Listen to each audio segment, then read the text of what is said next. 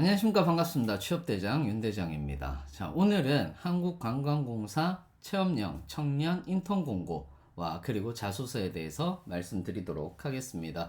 요즘 여름 시즌이라서 제가 상담도 좀 많아지고 해서 올리는 텀이 조금 늘어났는데 제가 최대한 부지런하게 또 컨텐츠를 만들어서 올려드리도록 하겠습니다.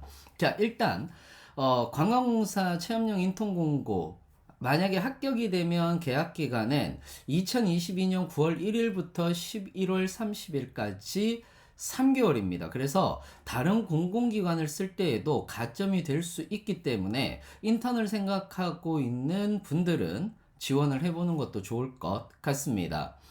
기본 자격은 근무 가능한 자입니다. 그러니까 근무 가능한 자, 그리고 연령은 만 34세까지다 라고 이렇게 생각을 하시면 되고요.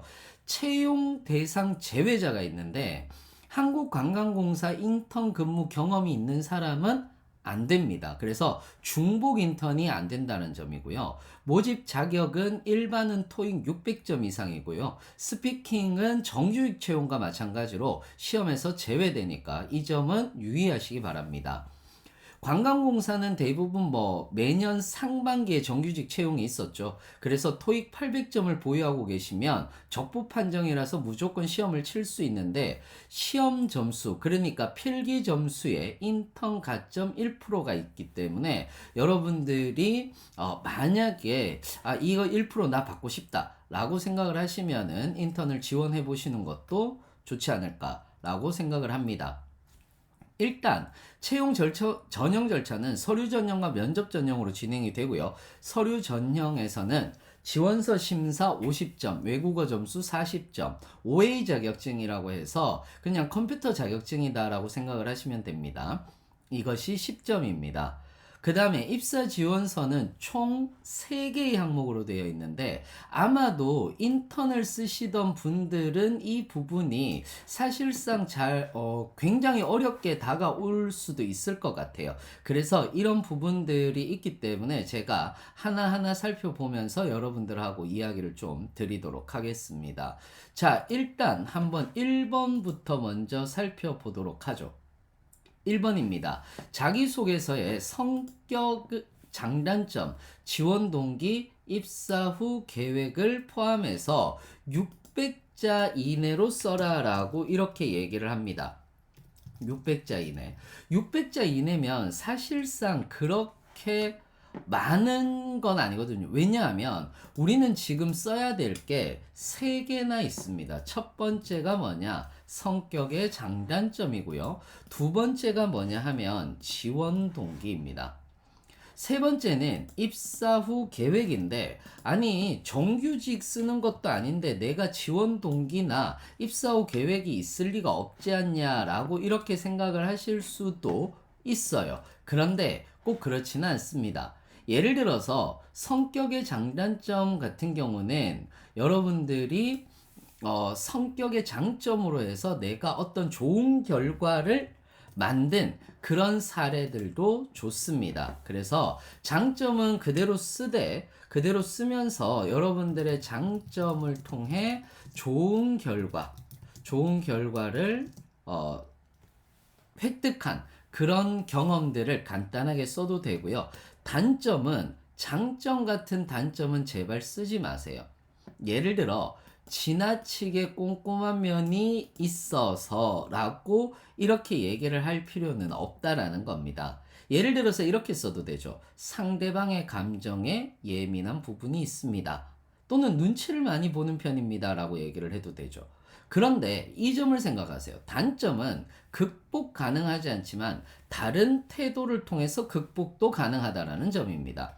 예를 들어서 예민하다, 눈치를 많이 본다, 이것 때문에 조직에서 사람들의 감정을 잘 파악하여 갈등을 일어나지 않게 하는데 하지만 이것 때문에 스트레스를 많이 받는다? 그래서 스트레스를 해소하기 위해 나는 무엇을 노력하고 있다 라고 얘기를 하게 되면은 그 단점을 충분히 극복했다라고 이야기를 할 수도 있을 겁니다. 지원 동기도 역시 마찬가지예요. 지원 동기는 나는 한국관광공사의 어떤 사업에 관심을 가지고 있어서 인턴을 지원하게 되었다라고 이렇게 이야기를 하셔도 됩니다. 그렇다면 어떤 것이 있느냐? 예를 들어서 이런 겁니다. 저는 관광산업이 굉장히 중요하다라고 생각을 합니다. 관광산업의 또 다른 별명은 보이지 않는 무역이라고 하고 있습니다. 그래서 외국인들이 우리나라에 들어왔을 때 쓰는 평균 하루 평균의 돈은 약 100만 원 정도라고 하기 때문에 실제로 보이지 않는 무역이라고 하고 있습니다. 또한 관광을 통해서 국가 이미지가 좋아지면 국가에서 생산하는 상품이 발전하는 경우들도 있습니다. 라고 이렇게 얘기를 해도 되죠. 이 말은 무슨 말이냐 하면은 대부분 우리나라는 선진국 계열에 들어가잖아요. 그러다 보니까 국가의 이미지가 좋아지면 좋아질수록 우리나라의 제품이 비싸더라도 와 이거 한국 거야? 내가 한국 갔다 왔는데 한국 정말 좋아. 그런데 여기에서 이런 제품도 나왔단 말이야? 난 한번 써봐야겠군. 이런 식으로 얘기를 하는 경우들도 있기 때문에 대부분 그 국가의 이미지는 브랜드가 되고요. 그것은 곧 무역 흑자라든지 이런 것들로 가기 때문에 굉장히 중요한 산업 중에 하나죠. 그래서 나는 지역 관광 산업을 발굴하거나 테마별 관광 코스를 만드는 것을 통해 나는 무엇을 이러한 것들에 관심을 가지고 있어서 지원하게 되었습니다. 라고 이렇게 얘기를 하시면 돼요. 그리고 이제 마지막으로 입사 후 계획이겠죠. 입사 후 계획이라고 얘기를 했을 때 얘는 자신의 장점 또는 역량을 발휘해서 어떤 실무 지식을 쌓고 싶냐 라고 얘기를 했을 때 위에 있었던 장점을 이야기를 해주면 더 좋겠죠. 그러면서 예를 들어서 국내외 관광 마케팅과 관광 수용 태세 개선의 업무 수행을 보조하면서 이건 어디 나와 있느냐면 직무기술서에 나와 있는 내용입니다. 그리고 관광 상품 소재 개발 방법에 대해서 배우고 마이스 산업 연계를 배우고 싶다 라고 얘기를 한다라든지 또는 관광 마케팅을 하는 방법에 대해서 정확하게 배우고 싶다 라고 이렇게 얘기를 해주시면 훨씬 더 좋은 자소서가 될 수 있습니다. 여기까지 이해되셨나요? 자, 그 다음에 2번입니다. 2번, 지원자의 직무 관련 경력 및 경험에 대해 상세히 기술해 주시기 바랍니다. 라고 얘기를 했는데, 이거는 여러분들이 많은 경험을 인턴을 하려고 하면 많은 경험을 하진 않았을 거 아니에요. 그렇기 때문에 팀 과제라든지 동아리, 동호회, 대회 활동을 통해서 좋은 결과를 낸 사례를 적으면 되는데 글의 구성은요.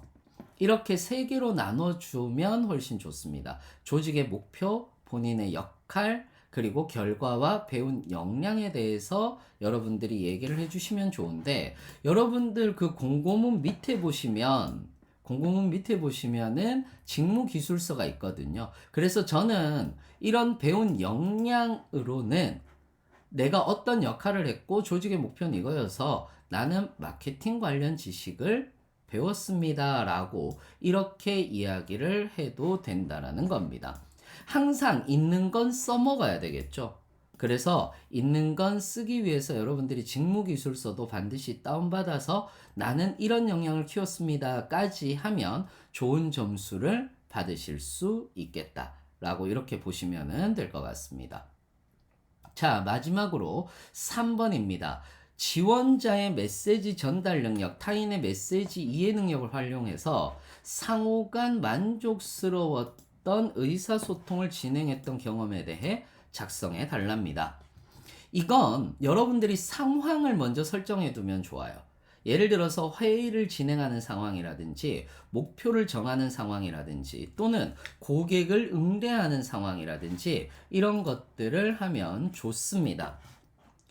그렇게 하면서 회의를 진행하는 상황이나 목표를 정하는 상황은 내가 상대의 상황을 정확하게 이해하려고 했고 왜냐하면 대부분 회의를 진행하거나 목표를 정하는 상황에서 이거는 갈등 요소를 적는 것이 아니거든요.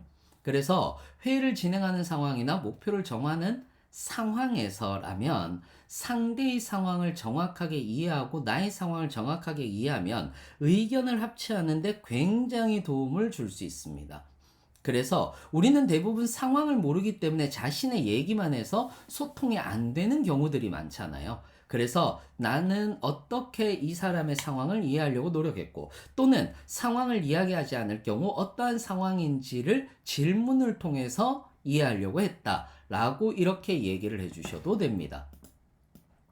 또는 고객을 응대하는 상황이라는 사례는 고객의 요구를 정확하게 수용하기 위해서 수용하는 과정에서 공감을 일으켰고, 고객에게 정확하게 이해시키기 위한 정확한 단어 사용이라든지 이런 것들을 통해서 고객의 요구를 들어주었다라고 이렇게 여러분들이 이야기를 해 주시면 될 것 같습니다.